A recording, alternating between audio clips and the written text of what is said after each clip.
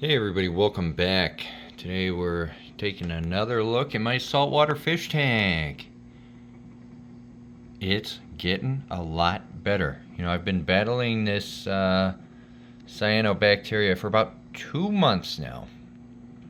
I just wanted to make a video today because this is the first time I got to the end of the week and I don't really have a massive outbreak. Like you can see there on the sand, I do have a little bit. It's just barely there. I have a little bit on the rocks in a couple places, but like that rock there used to be just covered by the end of the week, and that rock there, same deal. So I have made a lot of progress. So I was just really skeptical about using any kind of chemicals to get the algae out of there, the cyanobacteria, but you know, I just figured I'm gonna stick with it. I heard that if you did nothing, it would eventually go away on its own, and I wasn't too worried about it. I figured, you know, just keep fighting it and eventually it'll go away, and it kind of has. So I do want to move on. I've been working on this for a while now, and it's good. So what I'm going to do another water change today, and I'm going to try and suck out as much of the cyanobacteria as I can, again, just to really hit it home, try to put a big dent in it. And then I'm going to dose Chemiclean.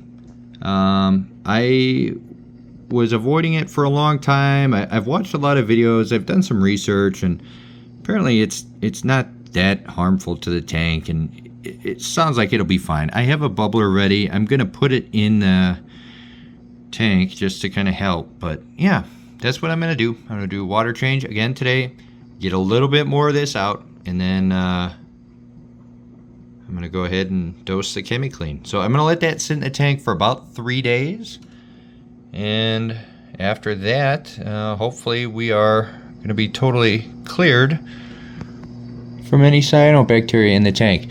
So as you can see here, I did finally go and get a power head, a wave maker. I was trying to avoid it for a while. I wanted to just stick with the natural all-in-one system that the tank came with, but it wasn't really enough. So I did notice almost immediately, adding the additional flow to the tank cleared up the cyanobacteria quite a bit. And the nice thing about this is I can move it around. I can position it in different areas. Like at first I had it blowing over here because there was a lot of cyano over here.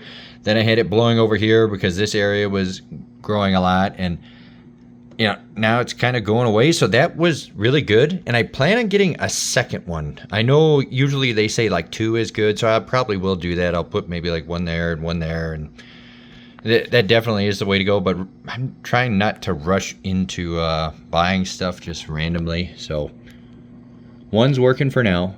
I'm going to do the Chemiclean, and should keep getting better. Other things you may have noticed is that wonderful fish I bought in the last video died. So I had went out of town.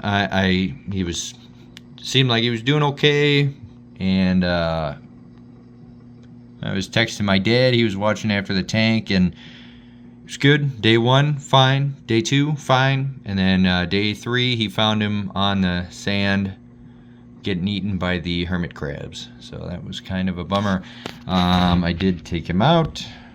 I've been adding more and more hermit crabs. Today I just added another 3. If you look there, there's an emerald crab. My count has gone up a little bit. Now I'm up to 3. So I have 1 right there, and then the other 2 are in here somewhere. And I got them to try and eat away at this hair algae. It's getting better as well. Like you can see, it's definitely, you're seeing more and more of the rock every single week, which I like that. I'm just continuing to do my water changes. I'm trying to pull off what I can, and the hermit crabs, and well, not the hermit crabs, but the emerald crabs, can keep kind of picking away at it. So we'll get there. I understand this is not going to change very much overnight. So yeah, that's where I'm at. Ooh, the other thing, I've been adding, finally I've started to feed the corals, and I noticed right away, like by the end of the second week, this zoanthid finally started growing. Now, I'm sure the additional water changes have helped, but for the longest time, I only had 2 little polyps on that boy. Now, if you look, let's see if I can get it to focus. I got 6. So, that's exciting. That was the first coral I ever bought. Then I bought this leather, and that one seems to be doing good too. People have made some comments to move the pulsing xenia and the green star polyps away from the flow. I'm not that worried about it. If they start growing out of control, that's great. I want a nice, cheap, easy coral to like cover the tank. But if I need to, these rocks are not really, like the big ones are glued together, but I could just move this away, or I can move that off, or this is on an island mainly, you know, it's, I guess, a little close now, but I can move things around if I need to, so I'm not that worried about it. But yeah, that's my saltwater tank. I'm gonna go ahead and do this water change here. So I just wanted to update you, share the good news. And yeah, maybe next time I will show you my freshwater tank, since we finally had some success here. I guess I'll do another video if I put this Chemiclean in and everything dies and the whole tank explodes and the glass cracks and breaks down, and then I'll do another video. But for now, I think we're good.